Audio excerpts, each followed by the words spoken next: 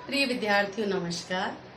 आज की कक्षा हम चिड़िया की बच्ची पाठ जो कि एक कहानी है से शुरुआत करते हैं। इसके लेखक जैनेन्द्र कुमार हैं। जैनेन्द्र कुमार के बारे में हम थोड़ा संक्षिप्त परिचय समझ लेते हैं। जैनेन्द्र कुमार हिंदी साहित्य के एक बहुत प्रसिद्ध साहित्यकार और कवि हैं। इन्होंने बाल मनोविज्ञान यानी बच्चों से संबंधित अनेक उपन्यास और कविताएं लिखी हैं और उन्हीं में से एक प्रसिद्ध कहानी आपके पाठ्य पुस्तक बसंत में इसको सम्मिलित किया गया है, जिसका नाम है चिड़िया की बच्ची।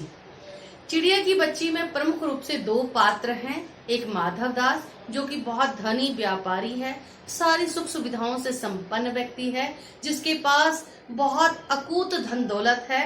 और दूसरी एक चिड़िया की बच्ची जो छोटी सी बच्ची है, जिसने अभी अभी उड़ना सीखा है, बाहर निकलना सीखा है और जिसको अपने माँ और परिवार से बहुत प्यार है, जो हमेशा अपनी माँ के छांव में रहना चाहती है। तो इस तरह से दो प्रमुख पात्र हैं जिसके बारे में हम और अच्छे से समझेंगे। तो जैनेन्द्र कुमार ने जो कहानियां या काव्य लिखे हैं वो बाल मनोविज्ञान यानी बच्चों पर आधारित है और इसलिए बच्चों को इससे प्रेरणा लेनी चाहिए, शिक्षा लेनी चाहिए और इस पाठ के मूल भाव और उद्देश्य को हमें समझना चाहिए। चलिए देखते हैं। देखिए, सबसे पहले चिड़िया की बच्ची इस कहानी का नाम है और इसके लेखक जैनेन्द्र कुमार हैं। जैनेन्द्र कुमार के बारे में मैंने आपको बताया है। अब इस पाठ का मूल भाव और शिक्षा जो है पहले उसको हम समझ लेते हैं। हमें कभी भी पक्षियों को कैद करके नहीं रखना चाहिए क्योंकि वे स्वच्छंद रहना ही पसंद करते हैं। हम हर कक्षा में प्रकृति और पक्षी जीव जंतुओं के से संबंधित कोई ना कोई पाठ जरूर पढ़ते हैं और उस पाठ से हमेशा हमें प्रकृति और वातावरण से प्रेम करना सिखाया जाता है। यानी कि कोई भी जीव जंतु प्रकृति में जो अभी वर्तमान में पूर्व में जो रह रहे हैं, जो जिनका पालन पोषण हो रहा है, हर तरह के जीव जंतु जो है आजादी को ही पसंद करते हैं। हर कोई जीव जो है अपनी मर्जी से जीना ज्यादा पसंद करता है, चाहे वो मनुष्य हो चाहे वो पशु पक्षी हो। आपको पता है कि आजादी के लिए हमने भी बहुत संघर्ष किया और बहुत मुश्किल से, बहुत बलिदान के बाद जो है आजादी हमें मिली। तो इस पाठ से हमें ये शिक्षा लेनी चाहिए कि जिस तरह से हमें आजादी पसंद है, इसी तरह से प्रकृति में रहने वाले समस्त जीव जंतु को आजादी पसंद है, उनको भी स्वच्छंद रहने का अधिकार है और इसलिए उन्हें हमें कभी भी कैद करके नहीं रखना चाहिए। अभी हम इसके प्रमुख पात्र के बारे में पढ़ रहे हैं। माधव दास और चिड़िया की बच्ची दो प्रमुख पात्र के रूप में इस कहानी में है। सबसे पहले माधव दास कौन है? ये मुख्य पात्र है जो कि एक धनी व्यापारी था और उसके पास अनेक कोठियां, बाग बगीचे, दास दासियां, नौकर चाकर यानी हर तरह की सुख सुविधा से वो संपन्न था। उसके पास अकूत धन दौलत था और उसके बल पर वो हर तरह की अपनी इच्छा को पूर्ण करने में समर्थ था। अब यहाँ पर इतना सब कुछ होते हुए भी उसके जीवन में सूनापन था, यानी कि उसका हृदय कभी प्रसन्न नहीं रहता था। सूनापन, अकेलापन था और माधव दास ने जब इस चिड़िया की बच्ची को देखा तो उसको अपने पास अपना अकेलापन दूर करने के लिए रखना चाहता था। यानी कि जैसे ही उसके बगीचे में इसकी कहानी इस तरह से शुरुआत होती है कि एक दिन वो अपनी कोठी के बाहर चबूतरे पर आराम करने के लिए मसंद पर लेटा हुआ था और अक्सर शाम को जो है रोजाना वो इस तरह से बैठा करता था। कई बार जो है उसके दोस्त उसके पास आ जाते थे और दोस्तों के साथ वो विनोद चर्चा यानी हंसी मजाक किया करता था।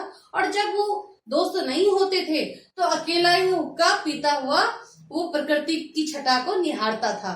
तो आज भी वो अकेला था और वो प्रकृति की पूरी छटा को निहार रहा था। उसी समय उसके बगीचे में एक चिड़िया की बच्ची आती है और उसकी सौंदर्य और उसकी चंचलता को देखकर, थिरकपन को देखकर उसे वो अपने पास रखना चाहता है।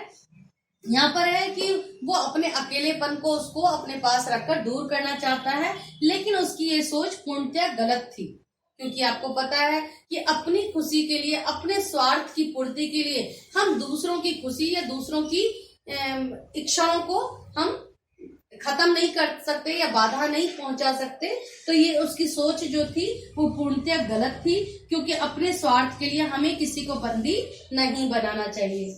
माधव दास ने नौकर के द्वारा उसे कैद करने का प्रयत्न किया, लेकिन चिड़िया की दृढ़ इच्छा शक्ति, यानी कि वो बिल्कुल भी कैद नहीं होना चाहती थी, और इसलिए उसने अपनी पूरी ताकत लगाई और वहां से उड़ गई, और साहस से उसने अपने आप को कैद करने से बचा लिया, और इस तरह से माधव दास उसको कैद नहीं कर पाया।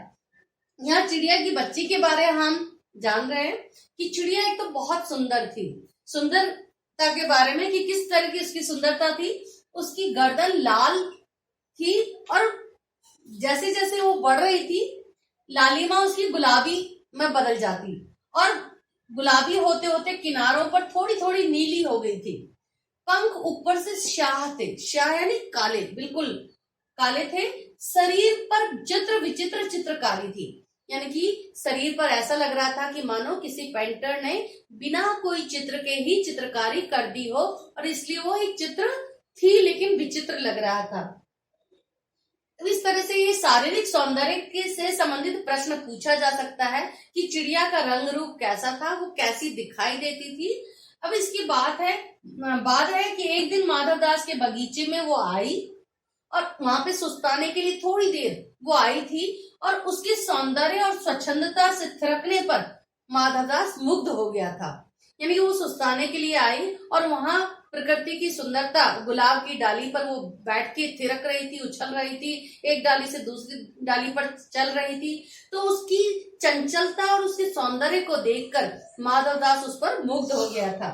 माधव दास के असंख्य प्रलोभन, यानी कि माधव दास ने उसे बहुत सारे प्रलोभन का मतलब लालच, यानी हर तरह का लालच दिया कि तुम मेरे पास रहो, मेरे इतने सुंदर बगीचा है, मैं तुम्हें सोने की पिंजरे में रखूंगा, सोने की कटोरी में तुम्हें दाने दूंगा, और इस तरह से तुम जो है यहाँ पर सोने की उसमें मढ़ा दूंगा, तुम्हें सोने की पतड़ी से तुम्हारी शरीर को जो है सुंदर बना दूंगा, और इस तरह से अनेक उसने प्रलोभन दिए। लेकिन इन प्रलोभनों के बाद भी वो केवल माँ के पास अपने घोंसले में जाना चाहती थी, क्योंकि वो अभी बस निकलना सीखा ही था, उसने बाहर घूमना सीखा ही था, और माँ और अपने परिवार, अपने घोंसले के अलावा वो इतना ज्यादा कुछ भी नहीं जानती थी, और इसलिए वो अपने माँ के पास लौट जाना चाहती थी। चिड़िया के अपने परिवार यानी माँ, भाई, चिड़िया को मतलब अभी क्या क्या जानकारी थी, चिड़िया को किन चीजों के बारे में ज्ञान था या किन से प्यार था, उन चीजों के बारे में है कि चिड़िया के अपने परिवार जिसमें माँ और भाई थे, सूरज की धूप उसे बहुत पसंद था, उसके बारे में वो जानती थी, साथ में घास, पानी और फूलों को ही वो जानती थी। इसके अलावा धन दौलत, मनुष्य, बाकी चीजें वो नहीं जानती थी। अभी वह अबोध और छोटी थी। और क्यों नहीं जानती थी? अबोध का मतलब है ज्यादा ज्ञान नहीं होना, और छोटी थी इसीलिए उसको ज्यादा ज्ञान नहीं था। और वह भौतिकता को नहीं जानती थी। भौतिकता का मतलब होता है जो हमारी दिखावे वाली चीजें, जिनसे हम अपनी सुख सुविधाओं को और बढ़ाकर ज्यादा सुखी होने सकते हैं, यानी कि जो आवश्यक नहीं है लेकिन हम अपने सुख को और बढ़ाने के लिए जिन चीजों का इस्तेमाल करते हैं उसे हम भौतिक सुख सुविधा कहते हैं। तो यहाँ आपने पढ़ा इस पाठ से हमें और भी शिक्षा मिलती है, और वो शिक्षा है स्वाभाविक अनुशासन की। यानी इस पाठ से स्वाभाविक अनुशासन की शिक्षा मिलती है, और वो कैसे मिलती है कि प्रकृति के समस्त जीव जंतु संध्या होते ही अपने घोंसले या गुफा और अपने परिवार के पास लौट आते हैं।